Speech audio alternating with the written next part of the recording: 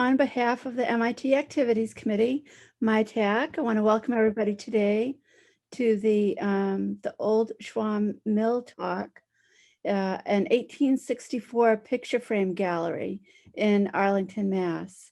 And we're going to learn about the machinery that they still have, dating back to the mid-19th to mid-20th centuries, and also the special exhibits in the art gallery that they have there as well. So without further ado, I'll let us explore the old Schwam Mill. And Ed, if you could take us through this amazing, beautiful place. Thank you. Okay. Thank you very much, Diane. This is a wonderful opportunity for the Old Schwam Mill to get the word out about our 1864 picture frame factory. And the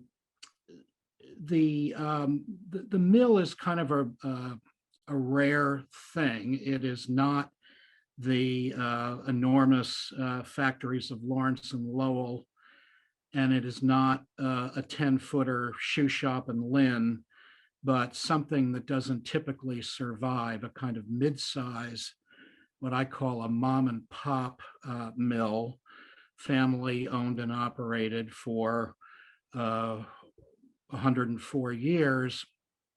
And picture frames have been the product here for all that time. So the business was started by brothers Charles and Frederick Schwam, and their family was here until as late as 1969, 5 generations. And they were making oval and circular picture frames. Those were the go-to shapes. And then by the late 1870s, they're bringing rectangular and square frames into the mix. And we're starting here in Mill Pond Park, which was the site of the Mill Pond that used to be out in front of the main building. And the memorial stone that you see here was put in place in 2019 to remember Patricia Cunningham Fitzmaurice, who saved the mill from destruction in 1969-70.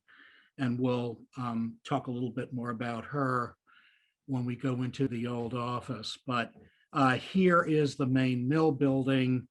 And you can see the center part, and extending on either side of that center part would have been the original building. In other words, when the Schwams got here in 1861, there was a ready-made, never used 2.5-story factory that had been, or mill that had been intended for a spice grinding operation that never got its act together to move in.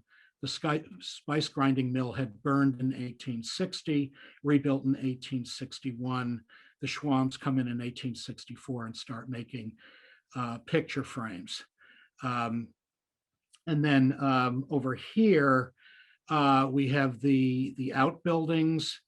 On the left is the dry house from about 1870. And this is where the Schwams wood came to them, actually via the old Lexington and West Cambridge Railroad. And the Schwams would send some of their younger workers down to unload the wood onto a horse-drawn cart, bring it up to the dry house, bring it in, and have the wood be literally dried out. There's a brick kiln in the basement that was loaded up with coal and sawdust. And then you see the brick chimney, which is originally was 60 feet in height, cut down by half in the 1980s when it was leaning precariously. And so we're told that sometimes it took as long as 2 months to dry out wood that came from Maine and New Hampshire to the Schwams. And then next door is the dry house. And I think, we used to say that this was 1790s, but then we had a barn expert come along and dates this to the 1820s or 30s. And, whatever the case, it's the oldest building of the three on the property. And this was, yes, originally an agricultural building for a long ago farm that used to be behind here, but it was pressed into service by the Schwams to store their wood and reportedly to sort the wood by type. And then it was brought into the main building. And here is the west side of the building. And you can see a bit how it grew, that it started out as this 2.5 gable experience, which you see over to the left, one of the gables. And then in 1869 to 73, the so-called finishing wing, the 3-story wing, was added, 2 stories at first, and then finally a third. And it was in here that the frames were sanded, varnished, sometimes gold leaf. And then on the far right is the last addition from the 1880s, the east wing, the wing that has the old office and the shipping department above. And we're now zeroing in on the 4 basement windows, which originally that was entirely open. And so, in other words, there's a pond where the park is. There was a channel that came right up to this opening. And then, there were wooden gates that held the water back until needed. The workers would part the gates. The water would drop 20 feet down into the basement. The wheel is down in a pit. It's an overshot wheel, and it's 18 feet in diameter and 10 feet wide. And so, the action of the water hitting the wheel is going to make it turn, and then the water is going to exit out through an opening in the back wall down through a tail race back into the brook. And I just want to say very quickly, our lower pond is part of a sophisticated water delivery system. There was an upper pond where Gold's Gym and the associated parking is today. And the upper pond and the lower pond were connected by a channel. And then the water came down to fill our pond, which was essentially a big penstock, a holding kind of pond. Now we're going into the old office, and I call this the history of office furniture, starting with the roll top desk from 1898. And this actually is a Schwam piece.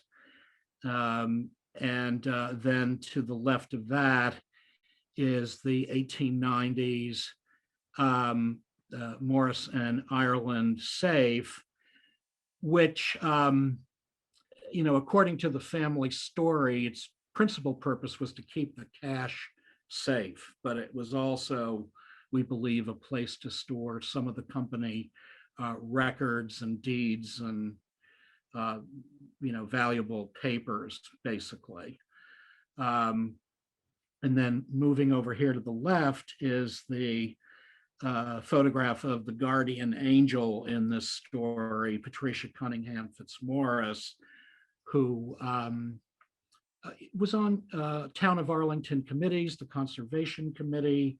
She came over here on a summer's day in 1969, her first visit. She had heard that the family was retiring and what was going to happen to the property. And she saw right away when she stepped inside that this was a very detailed picture of an 1860 shop floor. And so even though the family sold the property to a trucking company nearby who had plans to tear down all 3 buildings, that did not deter the force of nature. Patricia Fitzmaurice, she forged ahead, raised money, bought the buildings, got the truckers to, sell to the Schwam Mill Preservation Trust, and then managed the property until her death in 2001. Now we're stepping into the shop floor, and reportedly this was the view that sold Patricia on wanting to save it, that, the workstations, the belt and pulley system, all of that is in place, the tools. And then she would soon find out that, their paperwork is all in place in our archives. So here, and this is really more of a museum experience now. This was step number one, to create a template that's going to be your guide for making the actual wooden quadrant. So you're going to slip a piece of cardboard or a lesser quality wood like pine under the ellipsograph here, and you're going to sketch out an outer arc and an inner arc and count it and cut it out.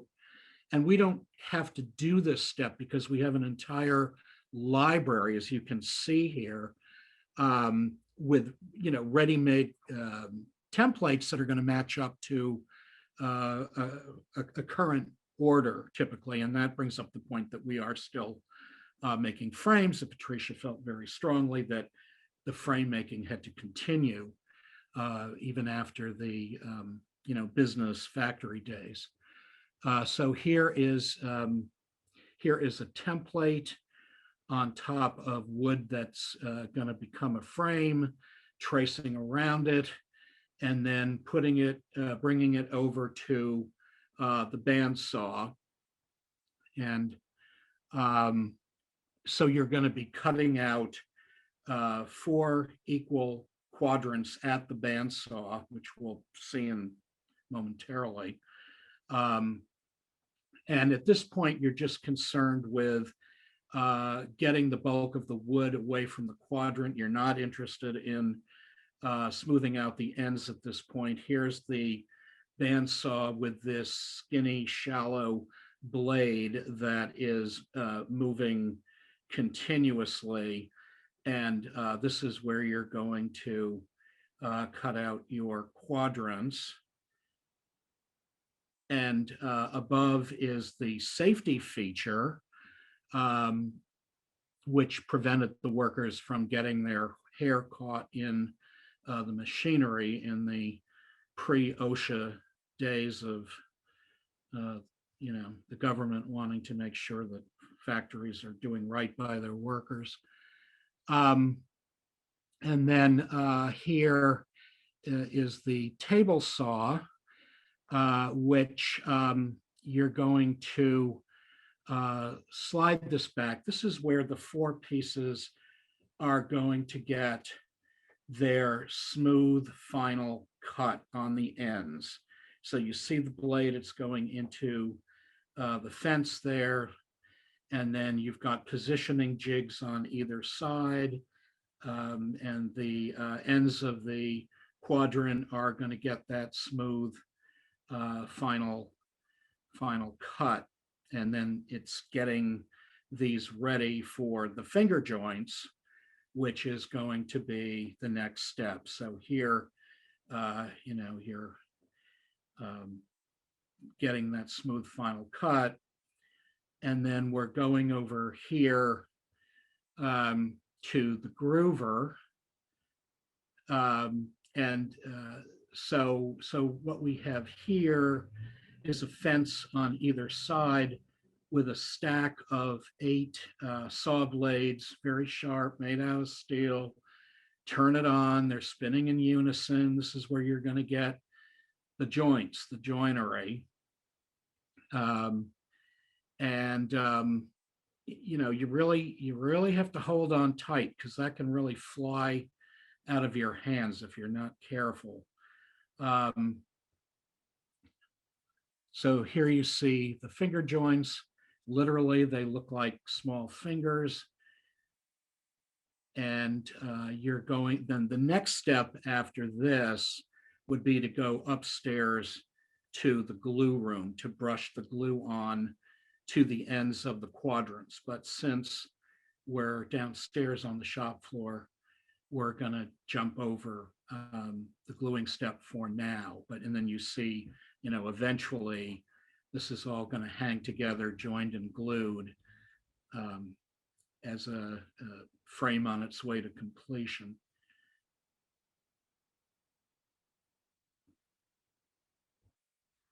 Okay, so we are heading over to the faceplate lathes. We have 4 of them in the building. You're seeing 3 of the 4. And so you're going to have a lathe behind a cam and a faceplate. And the smaller one is the one that we, when we do tours, this is what we show the public in motion. It's smaller and it's off to one side, and it's not going to be like the larger ones that when they get turned on, they're, revolving very rapidly. And, we don't want anyone to fall into that spin.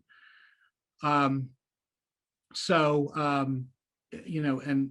here you're going to see how the belts slide over to engage the lathe. They're kind of idling now, but they're going to go over and they're going to make the lathe spin and the faceplate spin, so that you can then, and by this point you would have a frame screwed on from the back, as you see here with this black walnut frame.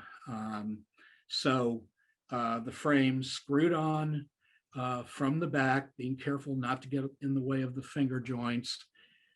Here it is spinning.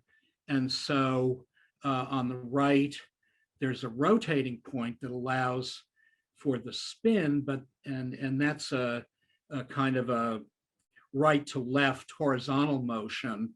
And then you've got on the left, the fixed point that is creating a window, kind of like a more vertical up and down spin, where the carver can train his chisel there on top of the chisel rest. And he can get in there to scrape in the grooves and ridges, which are the ornamental aspect of the frame. And then he's also going to do a second thing while that's spinning, and that is to take another type of chisel to create what's called the rabbet, a recessed course, where you're going to be able to pop in the backing, the piece that's being featured in the glass, and it won't pop back out. And then here you see what's going on behind the faceplate. And here you're seeing the horizontal and the vertical axes. And as this turns, you're seeing that the horizontal is going to become in sync briefly with the vertical. And, this is how you're going to get an elliptical or eccentric rotation. And our lathes reportedly date to the 1860s. Our machinery really represents generations of machinery from the 1860s to the 1950s.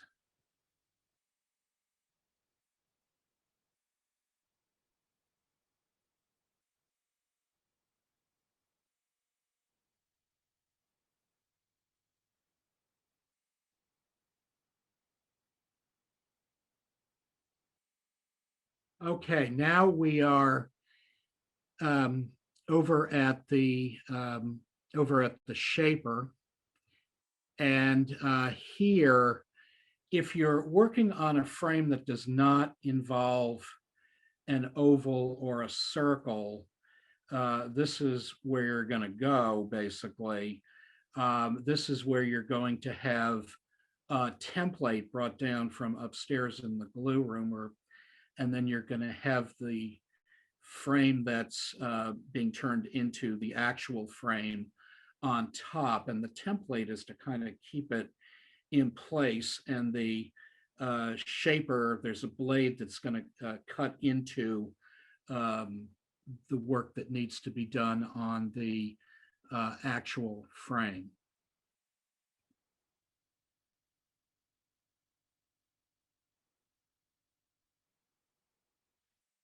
Okay, we're moving on into a very open part of the shop floor, and something is missing here, and that something is the molding machine.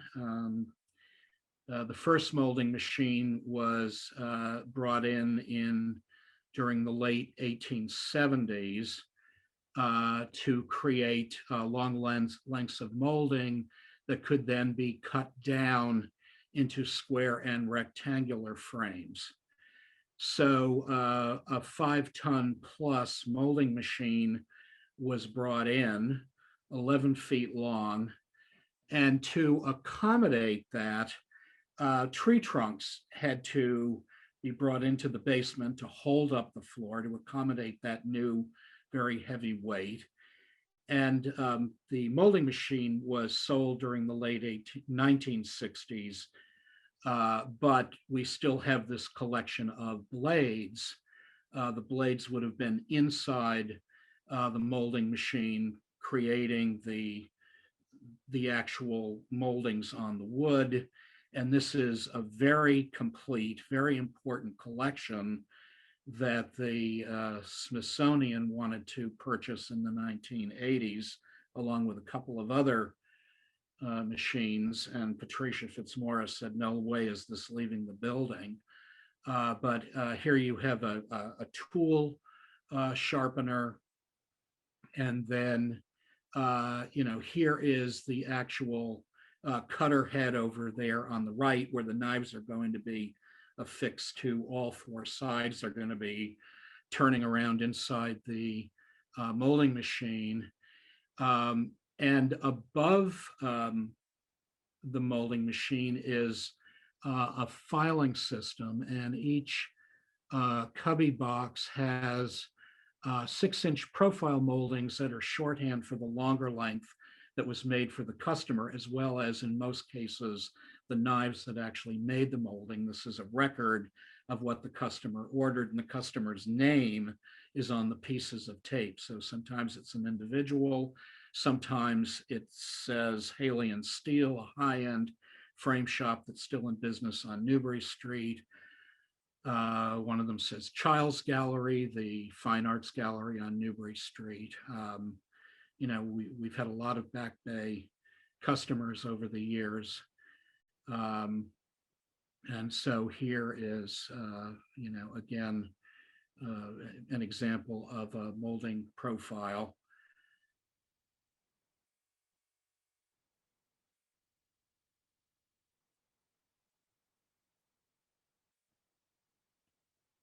Okay, so now we are heading upstairs.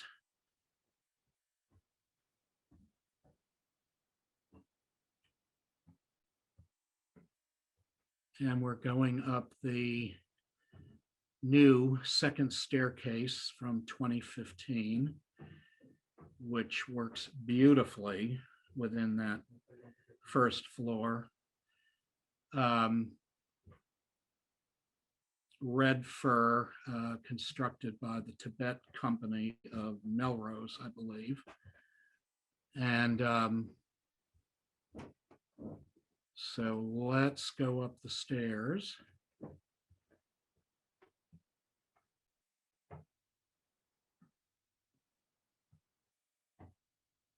And what we have here is a model, scale model of the mill based on an 1873 photo that we have in our collection that shows the main building 2/3 built, with the pond that was out front, the little channel that brought the water up to the opening in the foundation, the 2 outbuildings.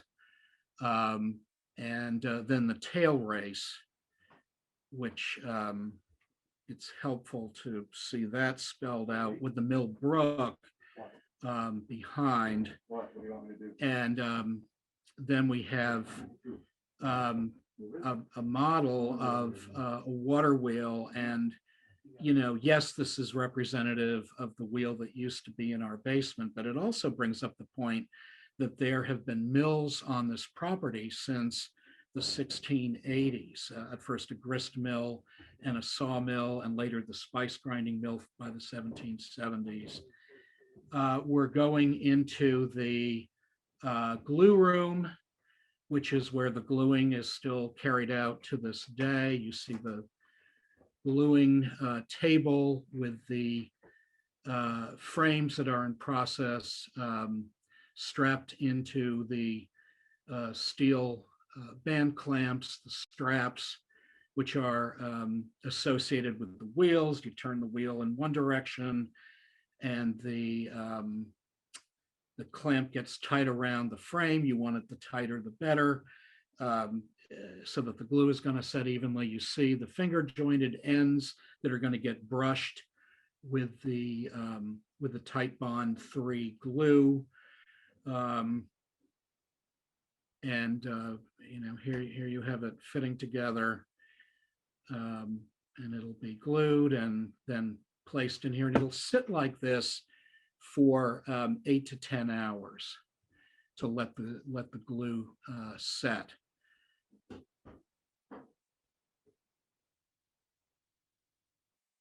And then at the end of that time, you move the wheel in the opposite direction, pop the frame out, bring it downstairs, screw it onto a faceplate. Now, this is a museum experience over here. This is the way they made glue or heated up glue in the old days, with the glue pot in the center, and on either side, this is a kind of a double boiler effect with water at the bottom. The radiators making everything hot. You're going to boil up the animal glue or hide glue. The hide glue being comprised of, it'll come to the mill in a very granular state. It almost looks like sand. And then when it's mixed with water, it starts to get some volume. And the glue is made out of animal cartilage, bones, and mostly from horses, reportedly. And the flat radiator's purpose was to warm up the wood, particularly the ends, to promote glue connectivity for the four segments. So that is what's going over here, going on over here. Next stop is the frame gallery.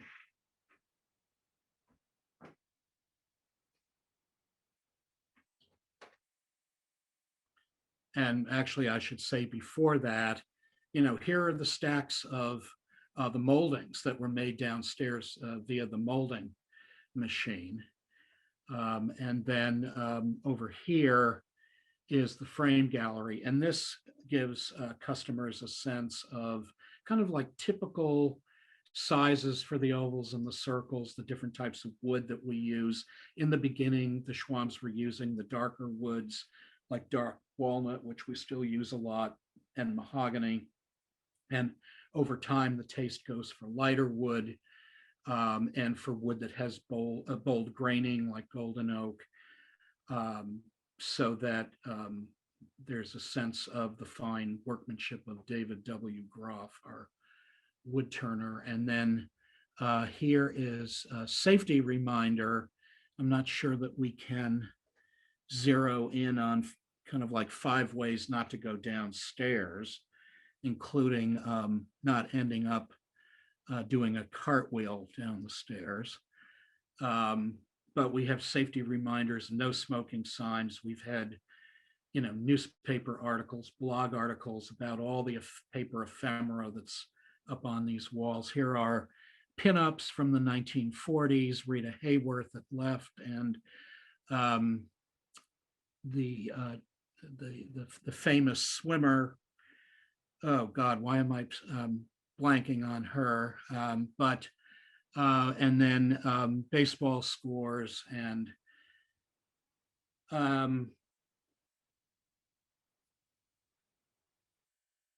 then we have the site of the original 1896 telephone with telephone numbers scratched on the wall. And so this is what, like 20 years after the telephone was invented.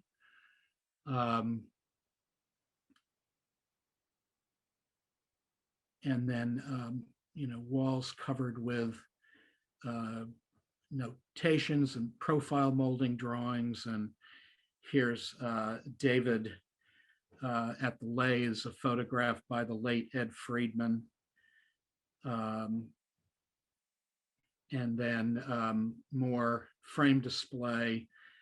Mirrors are a popular thing to have framed here. And I should say that this business was driven in the beginning by the demand for attractive oval frames to go around photographic portraits, because by the 1860s, photography was becoming more available to the average American family. And so there's this desire to photograph, grandparents and New England families going out to settle the American West, or, tail end of the Civil War, men going off to fight in the war, leave a photo behind and get a Schwam mill frame to go around it.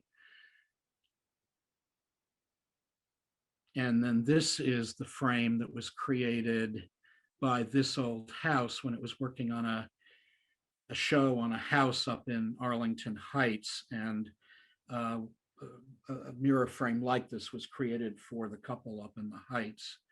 And we wanted to have a copy of that. And then this is our community art gallery, which I hope you will come visit when we reopen on Saturday, April 3rd. This current show is in the spirit of the Dutch Golden Age, still life photography by the late Brian McGuire, who was inspired by Dutch and Spanish Golden Age 1600 still life painting, but it's photography. And his work has been shown at the Museum of Fine Arts Boston and at the Copley Society on Newbury Street. And many thanks to his widow, Louise McGuire, for creating this retrospective of his work.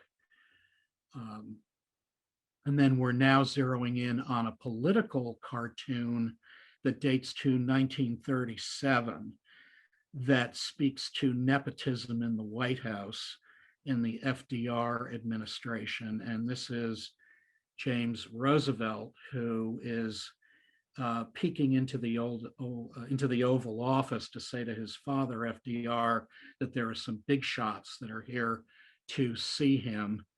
And James had quite a large portfolio of projects in that administration. And he was actually the go-to person in Massachusetts for FDR's political campaign of 1932.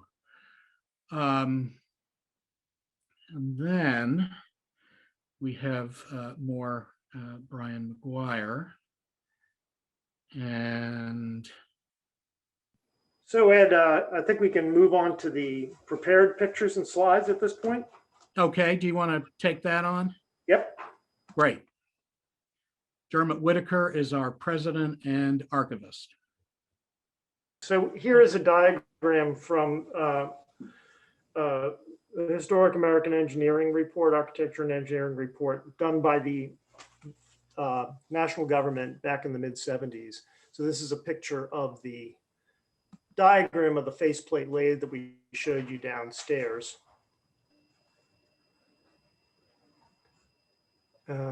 Yeah, there we go. And it should be animating a little bit for you too.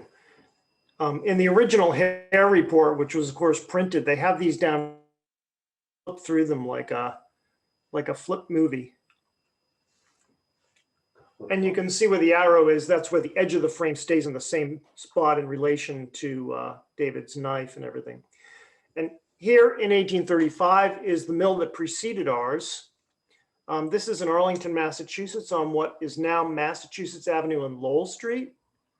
And the mill basically had the same configuration that it does today. In fact, we are on the same foundations as that 1835 mill. Here it is a little bit closer.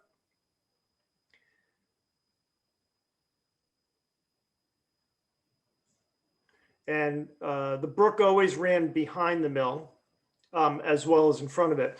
Here you have a diagram done in 1878 showing schematically the drop of the water approaching the Schwam's water wheel. During this period, they were involved in lawsuits about the impounding of water further upstream by the town of Arlington. Many of the millers brought suit against the town when they took the reservoir for drinking water, complaining that they were neglecting to regulate the flow of water so that the mills could benefit. So we expect that they might have had this done in connection with that lawsuit, but it also just documents their mill privilege. Here's the mill in 1864 or so, the original building with a few of the workers. And then here it is when they had added the finishing wing to the front. And here you can see the water coming into the front of the mill. And then there's the mill in 1873 when they added the third story. And again, with their, what we think is their peak employment of about 37 workers around this time. Here's the place in the 1920s when they added the office that you saw us come into. And then here's the mill today in 2020. 2021. And then lastly, we can show you some actual footage of Elmer Schwam. So this was taken in 1969, just as the mill was closing. So Elmer, strictly speaking, was closed. This was done in August of 1969, and he and a couple other workers were doing, you can see Elmer gluing up the frames in the traditional way using hide glue, which would have been hot. There it is on top of the double boiler. He's slopping it in with a brush to all those grooves thoroughly. Elmer was the fourth generation owner of the mill. And Elmer's son Wayne is still on our board, now retired. Worked here as a teenager.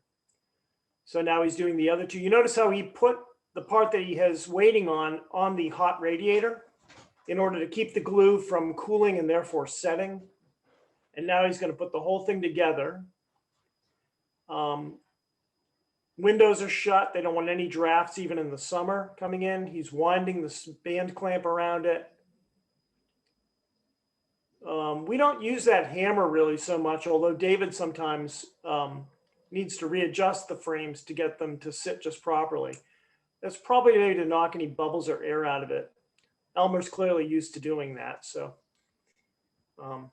and we have actually an hour of footage showing them loading this coal into the coal boiler, turning on the different lathes in the mill and prepping the pieces, very much like what we showed you earlier. So Ed, I think we're ready for any questions. Okay. All right. So first question from Stephanie. Where does the wood for the frames come from? Where do you get it from? You mean now? Currently, it comes from Tewksbury, from a company called Hardwood. But in the old days, it came from Maine and New Hampshire. I don't know if we have the exact name of the lumber company. We may in the archives. Frequently in the Schwam's time, it came from Boston lumber companies. Of course, some things like mahogany and so forth, you wouldn't be getting from the northern woods, but some things you'd be getting from New Hampshire or Canada. And most everything came into Boston either by boat or perhaps occasionally train. And of course, the Schwam's got every kind of wood, from black walnut in the early days to birch, mahogany, and particularly basswood. They used it quite a bit because it could be sanded nicely and it could also take a stain very nicely, and it was inexpensive. Cool. Diane has two questions. First up, how many picture frames have been made at the old Schwam Mill? Well, currently we say we make about 15 a year. But in the Schwam's time, I don't know that we have the definitive number of how many they made in a year. Do you know, Durham? Well, of course, they made thousands and thousands. The Arlington, back in the Schwam's time, in the 1870s, the Arlington newspaper said they were making thousands a week. And that would have been probably including a lot of small ones for tin types, but they made what you might think of as portrait size as well, and even some very large ones. When they went on to the 20th century and they were producing molding in big lengths, they were still making the ovals, and there they might be making thousands a year or something like that. Typically nowadays we make between 20 a year for museums or frame shops. Our turner is here 1 day a week, and the ordering process is all handled by a board member on a volunteer basis.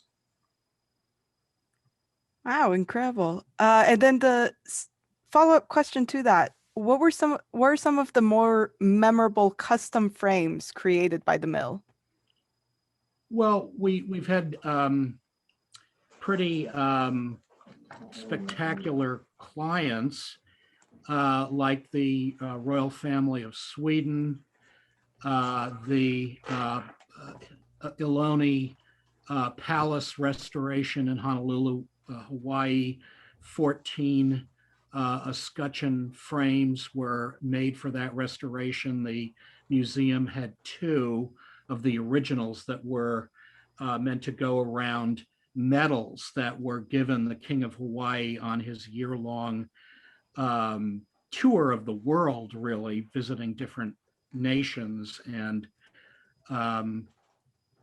There's also the Old Man of the Mountain frame, Ed. And the Old Man in the Mountain frame, that was described as the best seller by Wayne Schwam. That if you see that little frame there, there's a profile on either side of the Old Man in the Mountain rock formation, and thousands of those were sold to tourist stores up, central New Hampshire, up by the old rock formation, which collapsed in a storm, I don't know, maybe 10 years ago. They also made fan frames like this one. And these kind of shadow box frames, Victorians would sometimes put in hair wreaths or flower arrangements into these kinds of things. Awesome, thank you. And I love how much history goes into explaining, why they made those frames, not just how. Was the molding machine ever used to work curved pieces of wood, or was it just for straight pieces of molding? It was just straight pieces entirely. Yeah, that shaper that Ed described to you earlier, when Reed demonstrated a piece that we had on it, that was used to shape things like mirrors that were had many curves to them, but that weren't regular the way an oval would be. We never use that machine nowadays. The process for making one of these on the faceplate lathe is relatively safe, but that machine with the spinning knives, which one of our former workers said you'd use with your hair standing on end, that machine we never even turn on. I think it was Jim Roach who shared that with us. All right, that sounds like quite the safe decision to make, to just not turn it on anymore. And then I have one more question, and for everyone else watching, if you have any more questions, drop them into the chat. In one of the slides you shared, one of the last photos of the mill, there was a person standing in the doorway of a door on the second floor on the outside of the building. What were those external, higher level doors used for? Okay, so that was the shipping room door, which on the exterior above the door is a hoist, like the kind of thing you would see on the canal houses of Amsterdam. And in Amsterdam, it was meant to hoist heavy Can you open pieces of that shade, Reed? furniture. But in this case, it was to lower finished frames that had Yeah, been They inspected, didn't, they don't have it. bundled into Yeah, the so just rope. pull it open. Just pull it open. And then the bundled frames would be, the rope would be unloosened, put into a horse-drawn cart, and off it would go into Boston or to a railroad depot or wherever the frames were being shipped to. Cool. So the door that goes nowhere actually had a purpose. Thank you so much, Ed and Dermot. Thank you. Yep. Thanks very much. Thank you again, Ed and Dermot. It was an amazing, amazing talk today. Thank you for bringing you us so on this much. great tour.